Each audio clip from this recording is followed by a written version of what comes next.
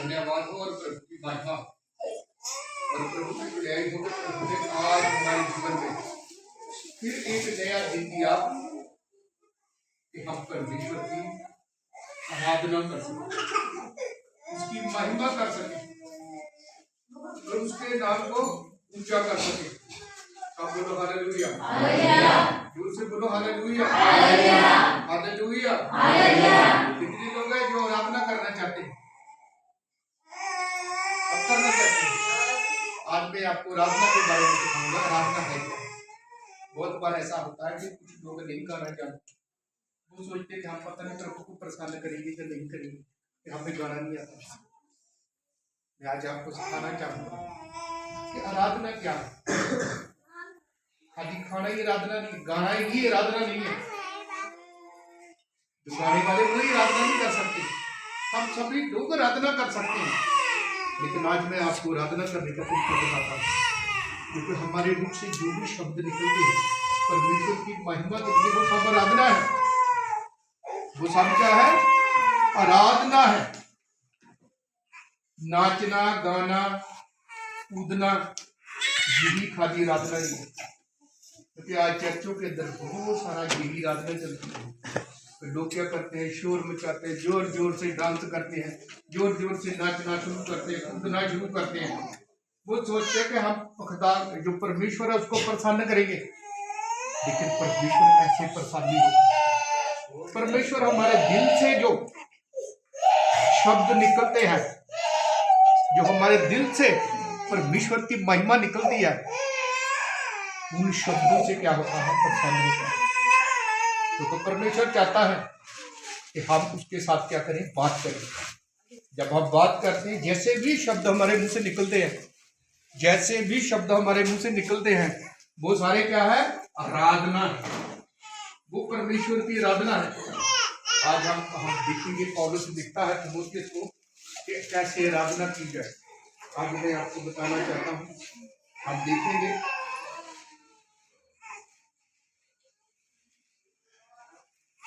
तीमुथियुस, पहला तीमुथियुस उसका 2 बाब। पहला तीमुथियुस, जिनके पास बाइबल है वो बाइबल खोले, जिनके पास नहीं है वो लिख सकता है, घर पे जाके पढ़ सकता है। पहला तीमुथियुस उसका 2 बाब, उसकी पहली आयत देखेंगे।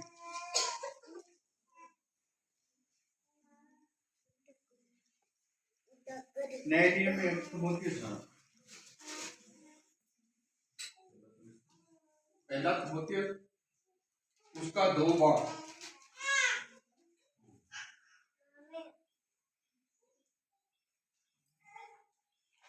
कोई भी पढ़े? हाँ पढ़े तो अच्छा है।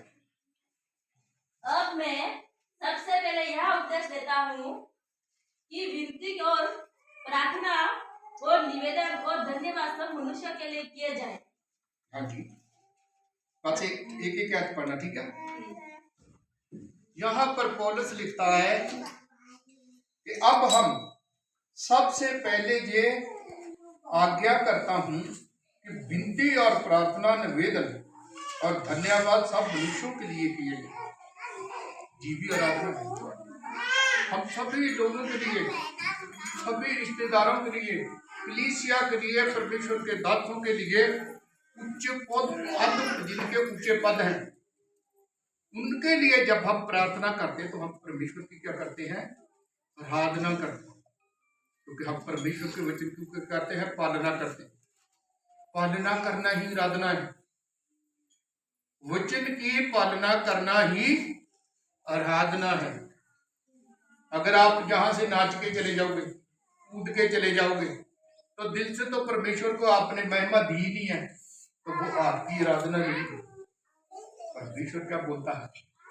कहता अब हम सब से पहले ये आपको आग्रह करते हैं कि धन्यवाद सब मनुष्यों के लिए किए जाए, विनती की जाए, प्रार्थना की जाए, निवेदन किए जाए, धन्यवाद किया जाए। अब हम देखना है कि हम करते क्या हैं। क्या हम सबके लिए प्रार्थना करते हैं? हम सबकी, जो कोई बीमार है उसके लिए विनती प्रभु के सामने करते हैं। जो कोई विचार है उसके लिए हम विनती करते हैं। जब परमेश्वर के आगे निवेदन करते हैं, जब परमेश्वर के आगे बैठते हैं, क्या कभी सोचा आपने, कभी भी सोचा आपने कोई हमारा रिश्तेदार बीमार है तो हम परमेश्वर के सामने घुटनों पर आएंगे, प्रभु के सामने विनती करें, निवेदन करें और परमेश्वर को धन्यवाद देके प्रभु आप उसको अच्छा करो? क्या कभी आपने सोचा? क्या आप करते हैं?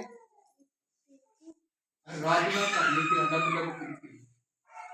अगर हमें गाना नहीं आता तो हम प्रार्थना कर सकते हैं, हमें गाना नहीं आता तो हम लोगों के लिए उपवास कर सकते हैं, दूसरों के लिए क्या कर सकते हैं? व्रत और उपवास कर सकते हैं। व्रत में बैठकर परमेश्वर के सामने उन लोगों को लिए गिड़गिड़ाकर प्रार्थना कर सकते हैं। अगर कोई बीमारी के बंधन में है, गरीबी के बंधन में है, दुष्ट आत्माओं के बंधन में है, कर्ज के बंधन में है, हम सभी लोगों के लिए क्या कर सकते हैं? विनती और प्रार्थना। ये सबसे हमारी क्या है? ओम आराधना सबसे कीमती आराधना है। लेकिन हम कभी भी इस और ध्यान नहीं देते, हम कभी भी इन बातों पर विचार नहीं करते, कभी भी सोचते नहीं है। परमेश्वर ने हमें बुद्धि दी है लेकिन हम सोचते नहीं है। परमेश्वर ने हमें आंखें दी है, हम वचन को देखते नहीं है। परमेश्वर ने हमें कान दिया, हम अच्छे तरीके से सुनते नहीं है। सुनते हैं? कितने कितने लोग सुन रहे हैं? हाथ खड़ा करो, कितने लोग सुन रहे हैं? आप सुनते हैं? तो ये बताओ, ये कहां से पढ़ा गया? बताओ कहां से पढ़ा गया? बोलो। जिसके पास बाइबल है वो तो बता देगा, दूसरा नहीं बताएगा। अगर आप ध्यान से सुनोगे ना तो पढ़ने वाले से भी ज्यादा अच्छे तरीके से आप खुद अपने दिल और दिमाग के अंदर इस बात को रख सकते हैं। चंडीगढ़ में एक सिस्टर है, वो बिल्कुल अनपढ़ है। अभी आप वचन सुनाओगे 5 मिनट के बाद पूछ लेना, वो सारा आपको बता देगी। बिल्कुल अनपढ़ है और वो भूलती नहीं है, क्योंकि उसने अपना दिल और अपना दिमाग जो है और अपने जो कान है वचन के लिए खोल रखे। आप क्या करते? मोटा सा कपड़ा सिर पर डाल देते हैं। ठीक है, ऐसा ही है ना कि कान के अंदर आवाज ना जाए। अगर वचन की आवाज चलेगी तो हम शुद्ध हो जाएंगे, ऐसा ही है ना। लेकिन परमेश्वर का वचन हमें सिखाता कि हमें अपने कानों को वचन सुनने के लिए खुला रखना चाहिए और अपने दिल को भी क्या करना चाहिए? खोलना है, ताकि वचन इसके अंदर जाए। वचन अंदर जाएगा तो हमारे हृदय के अंदर क्या होगा? जमा रहेगा। जब जमा रहेगा तो जब हमारे ऊपर कोई मुसीबत आएगी तो वचन की सामर्थ हमारे जीवन में काम करेगी, तो वो हमें क्या करेगी? बचाएगी, हमारी सेफ्टी करेगी। जी है आराधना। आगे देखो क्या लिखा, दूसरी आयत में क्या लिखा? राजा और सब ऊंचे पद वालों के निमित्त इसलिए कि हम विश्राम और शयन के साथ सारी भक्ति और गंभीरता से जीवन बिताए। हाँ जी, परमेश्वर का वचन बता रहा है कि हम जब दूसरे लोगों के लिए, सबके लिए, जैसे हमारी पंजाब की सरकार है, राजस्थान की सरकार है, पूरे भारत की सरकार है, जब पूरे भारत के ऑफिसर है या टीचर है या किसी भी पद पर है, या कलीसिया के लोग हैं, विश्व है, पास्टर है या प्रभु के सेवक हैं, हम उनके लिए जब प्रार्थना करते हैं तो परमेश्वर का वचन दादा भक्ति और गंभीरता से जीवन क्या करते हैं? बताते हैं। फिर कैसे हमारा जीवन कैसा हो जाता? बिल्कुल गंभीर, परमेश्वर की बातों को सुनने वाला, परमेश्वर की बातों को मानने वाला, परमेश्वर के वचन पर अमल करने वाला क्या हो जाता है? जीवन हो जाता है। तो ये है भक्ति, ये है आराधना। फिर हमारा जीवन फिर क्या होता है? फिर भक्ति वाला होता है। जब हम गौर ही नहीं करते तो फिर हमारे जीवन में क्या है? तो भक्ति के अंदर क्या है? शक्ति है। भक्ति के अंदर क्या है? शक्ति है। हम क्या करते? भागते देखते कि तो जो परमेश्वर का दास आ रहा है उसके अंदर बहुत ब्लेसिंग है। उसकी ब्लेसिंग का कारण क्या है? कि उसने परमेश्वर के साथ बैठकर क्या किया है? प्रार्थना करना शुरू किया है, विनती करना शुरू किया है, निवेदन लोगों के लिए करना शुरू किया है, उपवास रखकर विनती करना शुरू किया है। मैं आपको छोटी सी गवाही बताता हूँ। हमें एक हफ्ता पहले हमें सिस्टर एक अमेरिका से, उसने मेरे को फोन किया कि 2 साल हो गए लगातार मेरा गला और मेरे को कोल्ड नहीं जाता, 2 साल हो गए किसी से प्रार्थना करवा रहे थे लगातार 2 साल से, लेकिन मैंने उसको बोला कि देखो प्रभु पर विश्वास करना मेरे पर। हम दोनों ने लगातार 3 दिन फास्टिंग किया, लगातार प्रेम किया। सिस्टर वो बिल्कुल अच्छी है। किससे अच्छी है कि हमने कोई उसको कुछ दिया नहीं है, हमने परमेश्वर को महिमा दिया, परमेश्वर के सामने निवेदन किया, विनती की, परमेश्वर के सामने घुटनों पर आके क्या बोला कि प्रभु आप इस सिस्टर को क्या करें, अच्छा करें। ये है आराधना। जरूरी नहीं है कि गाना ही आराधना है। बहुत सारे लोग बोलते हैं कि हम आराधना करेंगे, भी हम गाएंगे नहीं तो आराधना नहीं होगी। लेकिन मैं आज आपको बताना चाहता हूं कि आप बिल्कुल शुद्ध मन होकर परमेश्वर के सामने घुटनों पर आकर लोगों के लिए प्रार्थना करते हैं, लोगों के लिए निवेदन करते हैं, उनकी चंगाई के लिए निवेदन करते हैं, उसकी अच्छाई के लिए आप निवेदन करते हैं, विनती करते हैं परमेश्वर से, और परमेश्वर के सामने बैठकर बात करते हैं। ये सबसे बड़ी क्या है? आराधना है। क्योंकि जब हम गाते तो हमारे मुंह से शब्द निकलते हैं, तो जब हम प्रार्थना करते तो हमारे मुंह से शब्द निकलते हैं। परमेश्वर हमारे जो मुख से शब्द निकले हुए हैं उनको पहल देता है। उनको क्या करता है? पहल देता है। लेकिन आप मुंह खोलते नहीं है। वचन में लिखा कि आप अपना मुंह खोलोगे तो मैं इसको क्या कर दूंगा? भर दूंगा। अभी देखा आपने भरा हुआ आपका देखा? क्योंकि आप खोलते ही नहीं, आप मुंह को खोलते ही नहीं है। जब खोलोगे परमेश्वर आपको आपके मुंह को अपनी महिमा से भर देगा। जब आपका मुख महिमा से भरेगा, आपका हृदय भी उसकी महिमा से भर जाएगा, उसका आपका जीवन भी उसकी महिमा से भर जाएगा। जब आप उसकी महिमा से भरोगे, जो शब्द आपके मुंह से निकलेगा, तो परमेश्वर के वचन में प्रॉमिस है कि जो शब्द आपके मुंह से निकलेगा मैं उसको धरती पर अव्यर्था नहीं गिरने दूंगा, पर गिरने से पहले पूरा करूंगा। आप बोलो हालेलुया, जोर से बोलो हालेलुया, हालेलुया। आप चाहते हैं ऐसा शब्द? क्या आप चाहते हैं कि हमारे मुख से शब्द निकले तो परमेश्वर उसको धरती पर गिरने से पहले पूरा करे? जब हम परमेश्वर से बात करें तो परमेश्वर हमारी आवाज को उसी टाइम सुने, और सुनने के बाद जो कुछ हम बोले और परमेश्वर उसको करे। क्या आप ऐसा जीवन चाहते हैं?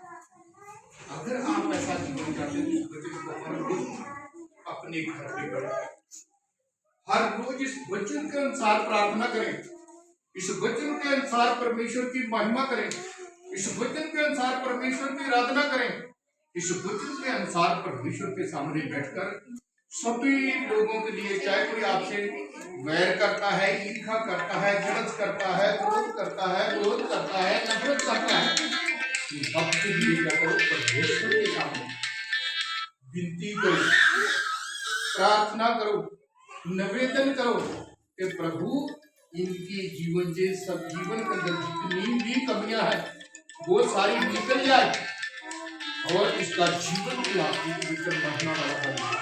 क्योंकि वचन में लिखा है कि तुम गुप्त में मांगोगे तो मैं खुले में दूंगा, तुम गुप्त में मांगोगे तो मैं खुले में दूंगा। तो परमेश्वर जो कुछ कहता है वो करता है, वो जो कुछ बोलता है वो देता है। परमेश्वर चाहता कि मैं आपको सहायता दूंगा। अगर आप मांगोगे तो परमेश्वर आपको सहायता देगा। अगर आप इस मुंह को खोलोगे नहीं तो परमेश्वर आपको कभी भी सहायता नहीं देगा। आप इस मुंह के द्वारा परमेश्वर से पवित्र आत्मा मांगोगे तो परमेश्वर आपको पवित्र आत्मा देगा। अगर इस मुंह को नहीं खोलोगे तो परमेश्वर आपको पवित्र आत्मा कभी भी नहीं देगा। अगर आप बोलोगे कि हमें पवित्र जीवन दे तो परमेश्वर आपको पवित्र जीवन देगा। आप हर रोज परमेश्वर से मांगोगे कि ये जीवन पवित्र आत्मा से भरा हो, तो परमेश्वर इसको क्या करेगा? भर देगा। क्या करना पड़ेगा? मुंह खोलना पड़ेगा। अगर आप इस मुख को खोलकर हर रोज परमेश्वर के वचन की आज्ञा का पालन करोगे तो परमेश्वर का वचन हमेशा कहता है कि परमेश्वर आपकी आराधना को क्या करेगा? स्वीकार करेगा। परमेश्वर आपकी आराधना को सुनेगा, परमेश्वर आपकी बातों को सुनेगा। जब वो बातों को सुनेगा तो वो आपकी मदद और सहायता करने के लिए आएगा। तो बाइबल में लिखा था तो दुखों और कष्टों में मेरे को पुकार, तो मैं तेरी आवाज को क्या करूंगा, सुनूंगा, और सुनने के बाद मैं आपकी मदद और सहायता करने के लिए आऊंगा। तो परमेश्वर आता है और आप उसको बुलाते नहीं, वो आएगा कैसे? बुलाते हो, हाथ खड़ा करके जरूर प्रभु को बुलाते हो, प्रभु हमारे घर में आए, बुलाते हो? कितने लोग बुलाते हैं? हर रोज बुलाते हैं उसको। हाँ तो शुक्र। कितने लोग हैं जो हर रोज बोलते हैं कि प्रभु हमारे घर पे आ जाओ, हमारे परिवार में आ जाओ? नहीं बोलते ना, इसीलिए नहीं आता। जब आप बोलना शुरू करोगे, सुनते के बाद परमेश्वर से बात करना शुरू करोगे, तो परमेश्वर आपको पाप आना शुरू करेगा। तो वचन में देखा कि हर समय परमेश्वर के साथ बने रहो, हर समय क्या करो, परमेश्वर के साथ बने रहो, तो परमेश्वर आपके साथ क्या करेगा, बना रहेगा। जब आप परमेश्वर के साथ नहीं बनोगे तो परमेश्वर भी आपके साथ नहीं बनेगा। तो परमेश्वर छोटा सा नहीं है, परमेश्वर मामूली सा नहीं है। परमेश्वर कितना होता है कि स्वर्ग उसके बैठने का संगठन, धरती उसके पांव रखने की जगह। पता कितने को पता है?